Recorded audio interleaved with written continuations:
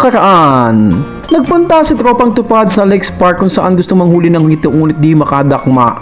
Ngayon naman ay pupunta sa buhangin upang manghuli ng scorpion kung ay kung may makikita.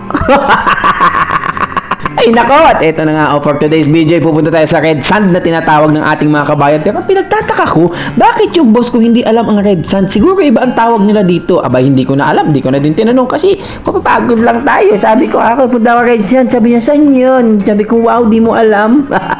And para sa information ng lahat na ito yung tambayan ng mga kabayan, hindi lang kabayan, lahat ng lahing mga foreigners. Yes, we are foreigners here kasi dayo kami, di ba? Kung sino yung dayo ng foreign germs. So madami dito mga taong pumupunta, hindi lang kami mga, pero majority Pilipino dahil alam niyo naman tayo mga Pilipino ang masayahin at mahilig sa camel. So let's go. Ito na nga, nakakuha na kami ng masasakyan, pero syempre wala tayong marenta kaya si engineer nagrenta para sa akin. Inangkas lang ako. Alam niyo masaklap nun, kaya pala ako sinama hanggang doon sa pinakatuktok kasi gagawin nila akong tagatulak ay baga punyin, tears. Abay, pero syempre, bago nila ako gawin tagatulak, ginawa muna nila akong mag-enjoy sa car rides, pinhiram ako ng brum-brum, tapos kanya-kanya muna silang mga dawag-dawag. Gaya niyan, unang lakad. Nakamotor ng lakad. Unang sa abak, tulak agad. Paikot-ikot, pasikat-sikat. Sabay maya-maya, baba at magtutulak dahil lumadum na ang gulong ng ating ATV. Hirap nang umakyat kasi nga yan yung mumurahin na ATV.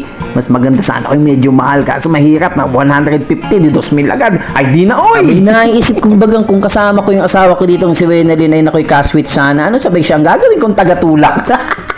Joke lang, sabi kakantahan natin yung ikaw para sa akin, yung ikaw ay ganun sana, kaso di pwede kaming magsabay ng nasa labas ng bansa. Hoy, paanin pa dito ng ating second tulak. Siyempre bibidyo natin yung pagtulak para makita nyo naman kung gaano kahirap. Kala nyo nakaka-enjoy, abay nakakapagod. Ang sakit sa braso, eto na at naglakad na tayo, oh.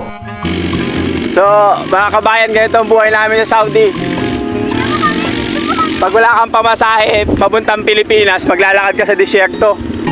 Tapos sila nagmomotor. Yun. Bambabangga pa yan. Hello!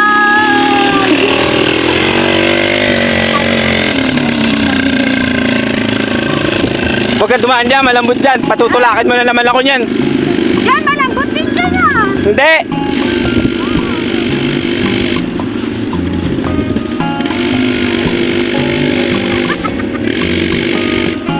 So ganito yung buhay natin sa Saudi, no? Kapag wala kang pamasahe, maglalakad ka lang nakapaa sa buhangin.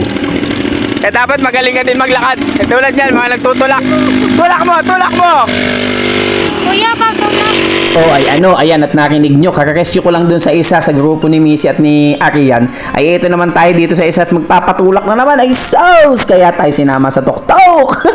De, joke lang. Talaga namang gusto nila akong isama kasi boring nga naman kung nandun ako sa kotse. Pero totoo, ayoko talaga. Sabi ko matutulog ako sa kotse. Eh di pumayag. Abay, pinagtulak ko ngayon si engineer, di ba? The best!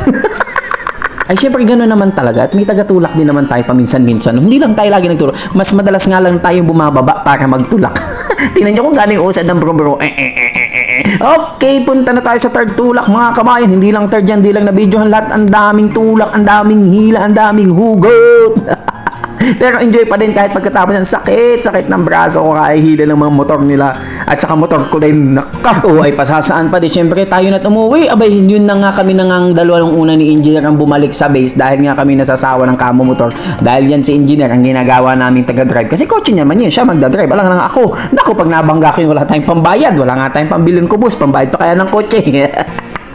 Nagtitipid nga tayo sa pagkain Joke lang. Wala talaga tayong pambayad ng kotse pag nabangga. Mahal yun. Hindi kaya ng bulsa natin yun. Ay. Ano pa nga ito at bumalik na sa kaibigan nating camel. Ang kulupit ng camel dito. Dati wala yan. Ngayon ginawa nilang dagdag na attraction. At negosyo na din kung ganun. Pero syempre di natin kayang masumakay-sakay dyan dahil walang bala bulsa natin nung araw na yan.